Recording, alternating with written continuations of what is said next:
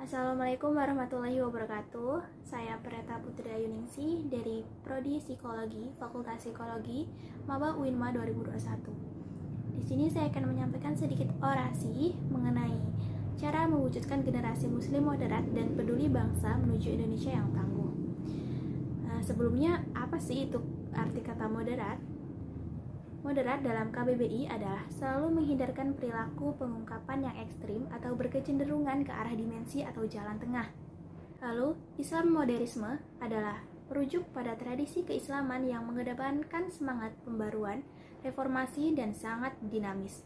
Secara umum, gerakan pemikiran Islam modernis memiliki ciri khas keislaman yang menekankan pembacaan kritis dan progresif.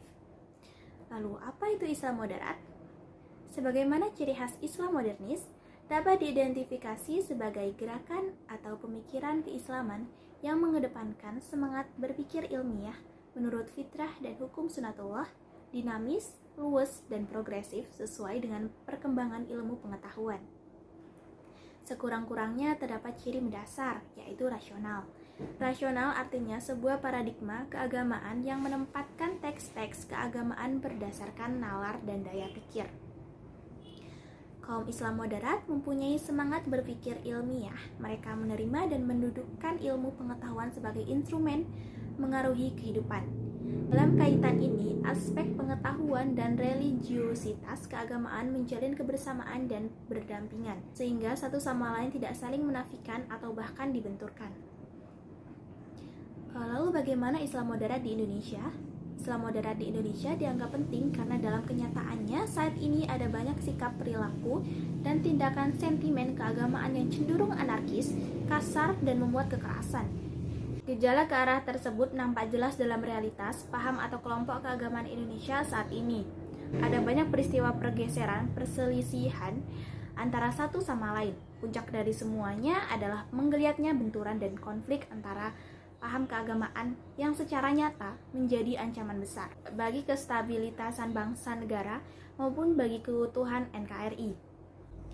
Islam moderat digaungkan secara besar-besaran. Tujuannya tidak lain adalah untuk menyelaraskan hubungan demokrasi dan Islam yang saat itu memantik perdebatan banyak kalangan. Sejumlah kelompok menganggap demokrasi dapat didudukan bersama karena keduanya adalah satu pandangan hidup universal yang menawarkan satu bangunan visi misi yang sama.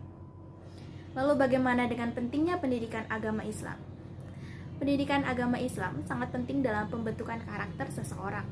Bimbingan dan arahan adalah ajaran agama yang ditunjukkan agar manusia mempercayai dengan sepenuh hati akan adanya Tuhan, patuh dan tunduk melaksanakan perintahnya dalam beribadah dan berakhlak mulia. Selain itu, pendidikan agama Islam juga dapat menjauhkan seseorang untuk melakukan hal yang batil. Penerapan pendidikan Islam dilakukan dengan meningkatkan takwa kepada Tuhan Yang Maha Esa dan akhlak mulia. Hal itu dapat menghindarkan dari perbuatan-perbuatan yang bersifat merusak, fitnah, dan membahayakan masyarakat serta sangat berbahaya bagi persatuan dan kesatuan masa depan bangsa. Kondisi kehidupan agama Islam di Indonesia bisa menepis anggapan miring tentang Islam yang dinilai sebagai agama radikal. Islam di Indonesia bisa menjadi rahmat bukan bencana bagi yang lain karena Islam yang dikembangkan adalah Islam yang moderat, toleran, dan berimbang.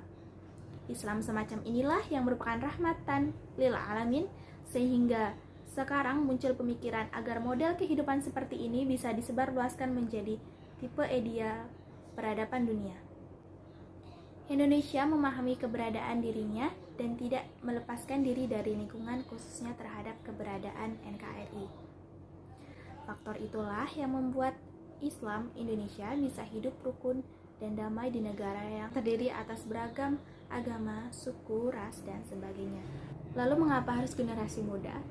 Karena generasi muda menjadi harapan suatu bangsa. Bung Karno pernah mengatakan, beri aku 1000 orang tua, niscaya akan kucabut semeru dari akarnya, dan beri aku 10 pemuda, niscaya akan kuguncangkan dunia. Beliau yakin bahwa generasi muda dapat menghadapi ancaman dan tantangan di masa depan.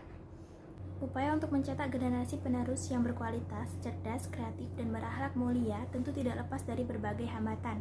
Salah satu faktor yang juga berperan dalam membentuk karakter generasi bangsa yang berkualitas adalah rasa iman dan takwa kepada Tuhan Yang Maha Esa sesuai sila pertama Pancasila. Rasa keimanan dan ketakwaan akan membentengi seseorang dari perbuatan-perbuatan tercela. Pentingnya seseorang menyelaraskan antara agama dan ilmu pengetahuan, sehingga keduanya harus mulai ditanamkan kepada generasi muda. Belajar ilmu pengetahuan dan juga belajar ilmu agama. Apabila keduanya dilakukan, artinya mereka menumbuhkan jiwa Pancasila. Lambat laun, jiwa Pancasila akan merasuk ke dalam setiap individu, sehingga mereka akan menjadi generasi berkarakter, mengamalkan nilai-nilai Pancasila dalam berpikir, berucap, dan bertindak dalam kehidupan bermasyarakat, berbangsa, dan bernegara, sehingga mewujudkan Indonesia yang tangguh.